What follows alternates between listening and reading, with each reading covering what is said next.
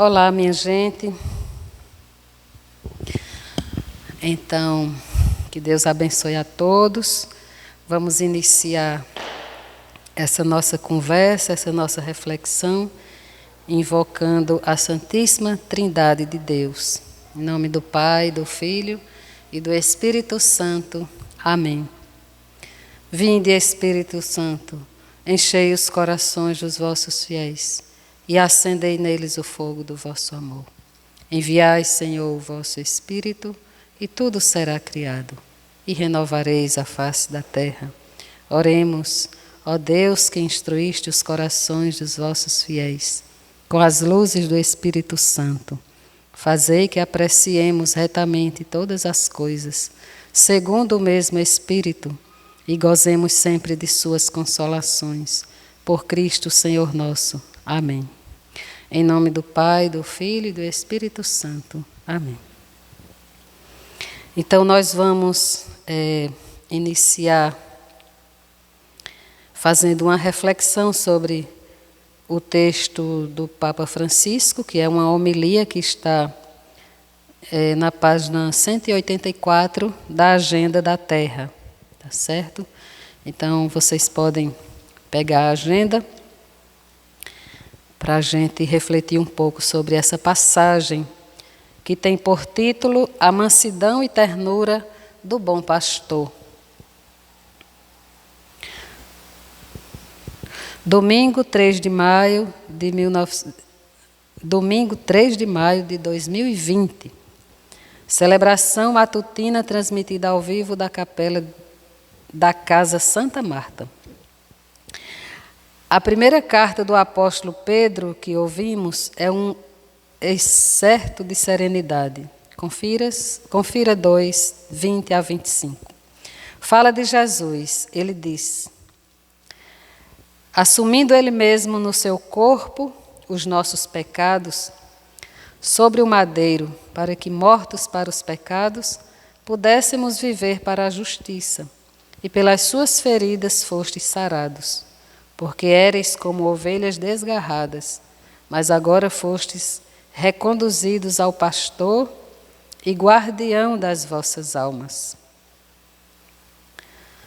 Então, e ele prossegue dizendo assim: Jesus é o pastor. Assim o vê Pedro, que vem para salvar as ovelhas errantes. Éramos nós. E no Salmo 22, que lemos depois desta leitura, repetimos: o Senhor é meu pastor, nada me faltará. A presença do Senhor como pastor do rebanho.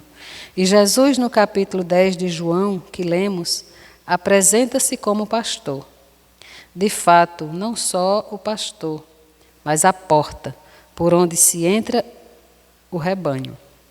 Todos aqueles que vieram e não entraram por aquela porta eram ladrões e assaltantes, ou queriam aproveitar-se do rebanho, os falsos pastores. E na história da igreja tem havido muitos destes que exploraram o rebanho. Eles não estavam interessados no rebanho, mas apenas em fazer carreira, ou política, ou dinheiro. Mas o rebanho conhecia-os, sempre os conheceu, e ia à procura de Deus pelo caminho. Mas quando há um bom pastor que leva em frente, há o rebanho que vai em frente. O bom pastor ouve o rebanho, guia o rebanho, cura o rebanho. E o rebanho sabe distinguir os pastores, ele não erra. O rebanho confia no bom pastor, confia em Jesus. Só o pastor que se assemelha a Jesus dá confiança ao rebanho, porque ele é a porta. O estilo de Jesus deve ser o estilo do pastor, não há outro. Mas até Jesus, o bom pastor, como diz Pedro na primeira leitura, pois também Cristo padeceu por nós, deixando-nos o exemplo, para que sigais as suas pisadas, o qual não cometeu pecado, nem na sua boca se achou engano. O qual, quando o injuriavam, não injuriava, e quando padecia, não ameaçava. 1 Pedro 2, de 21 a 23. Ele era manso. Um dos sinais do bom pastor é a mansidão. O pastor é manso. Um pastor que não é manso não é um bom pastor. Ele tem algo escondido, porque a mansidão se mostra como é, sem se defender. Pelo contrário, o pastor é terno. Tem essa ternura da proximidade, conhece todas as ovelhas pelo nome e cuida de cada uma como se fosse a única. A ponto que, ao chegar a casa depois de um dia de trabalho, cansado, percebe que lhe falta uma. Sai para trabalhar outra vez para a procurar e encontrá-la. Leva-a consigo, carrega-a sobre os ombros. Confira Lucas 15, de 4 a 5.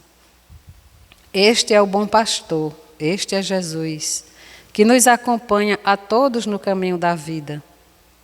E esta ideia do pastor, esta ideia do rebanho e das ovelhas, é uma ideia pascal. É uma ideia de comunidade, de ternura, de bondade, de mansidão. É a igreja que Jesus quer e ele salvaguarda esta igreja. Então a gente vai pegar agora a reflexão desse texto para a gente pensar um pouquinho sobre a atuação do pastor, sobre a ternura do pastor e sobre a sua mansidão.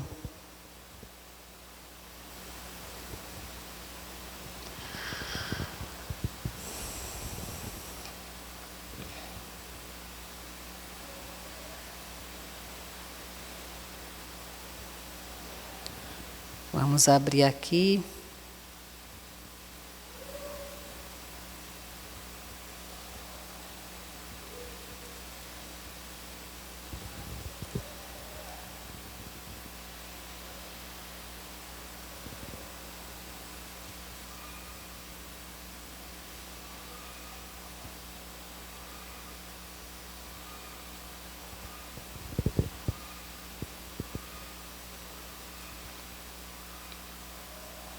O pobrezinho do computador é um pouquinho lento, mas a gente espera um pouquinho, né, meu povo?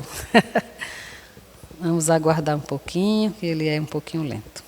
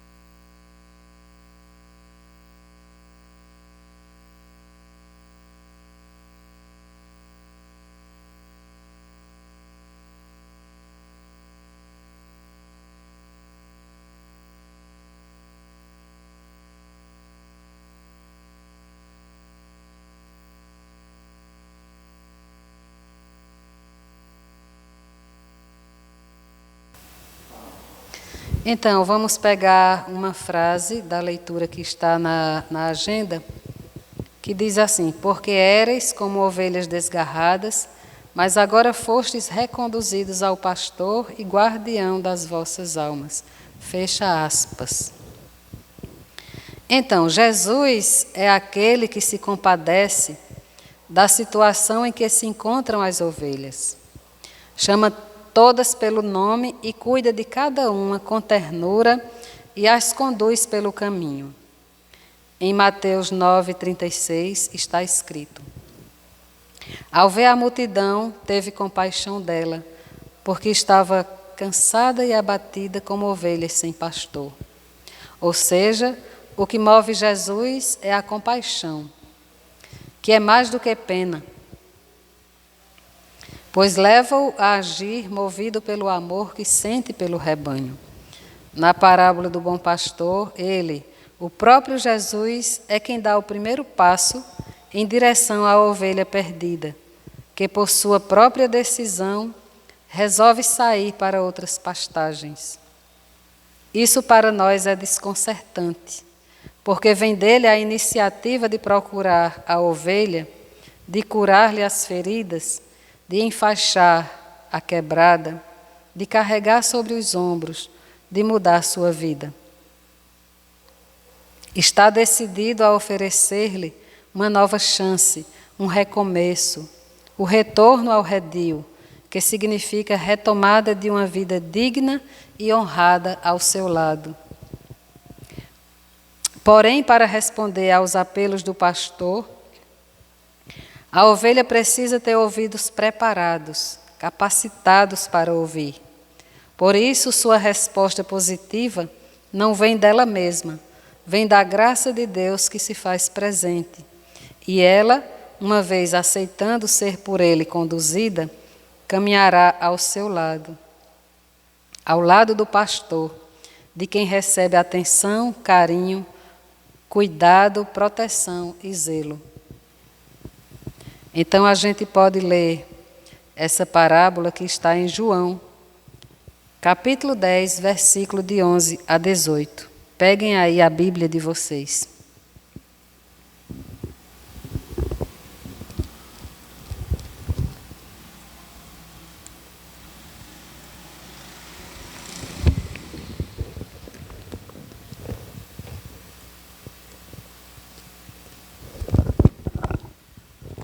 João 10, de 11 a 18, diz assim: o ladrão vem só para roubar, matar e destruir.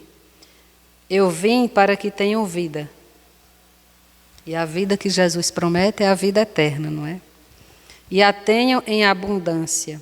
Eu sou o bom pastor. O bom pastor dá a sua vida pelas ovelhas. O mercenário, que não é pastor, a quem não pertence às ovelhas, vê o lobo aproximar-se, abandona as ovelhas e foge. E o lobo as arrebata e dispersa, porque ele é mercenário e não se importa com as ovelhas. Eu sou o bom pastor, conheço as minhas ovelhas, e as minhas ovelhas me conhecem. Como o Pai me conhece e eu conheço o Pai. Isso fala de comunhão dele com o Pai e a comunhão que tem o pastor também com as suas ovelhas, assim como as ovelhas com o pastor. Eu dou minha vida pelas ovelhas. Tenho ainda outras ovelhas que não são deste redil. Devo conduzi-las também. Elas ouvirão a minha voz. Então haverá um só rebanho e um só pastor. Por isso o Pai me ama, porque dou minha vida para retomá-la. Porque Jesus tem a vida em si, não é? Ninguém a tira de mim, mas eu a dou livremente. Tenho poder de entregá-la e poder de retomá-la. Esse é o mandamento que recebi do meu Pai. Em outra parábola, uma ovelha pediu o que era seu e saiu em busca de outras pastagens e foi viver novas aventuras, gastando tudo o que havia recebido do Pai. Conta a parábola que ela achou-se numa condição desfavorecida, degradante. E depois de passar muita fome, chegou ao fundo do poço. Lembrou então da casa de seu pai, onde todos são tratados com dignidade, inclusive os empregados. Perceba que nessa parábola, mesmo a iniciativa sendo da ovelha, fica claro de que algo dentro de si anteriormente aconteceu, para que ela se lembrasse, sentisse saudade e tomasse a decisão de voltar para a casa do pai, que também é a sua casa. Arrependida, ela volta, e o pai a recebe com muita alegria, porque muito ansiava pela sua volta. Veja que beleza. Assim, ele cuidou de dar-lhe roupas novas, colocou anel nos dedos e sandália nos pés, fazendo com que, novamente, ela fizesse parte do seu rebanho. E quem são, então, os que fazem parte do rebanho do Senhor? São todos aqueles que o Pai chama e capacita. São todos aqueles que se colocam a caminho, que fazem o seguimento de forma incondicional, que trabalha dia e noite em sua vinha, que plantam com generosidade a fim de colher com largueza, que conhecem de longe a voz do pastor, que não vivem apenas para si mesmas, mas buscam constantemente no outro sua presença e servem a todos com alegria. Esses são os que fazem parte da família de Jesus e no último dia serão convidados para estar à direita do Pai. Participarão do banquete eterno, onde a alegria não tem fim.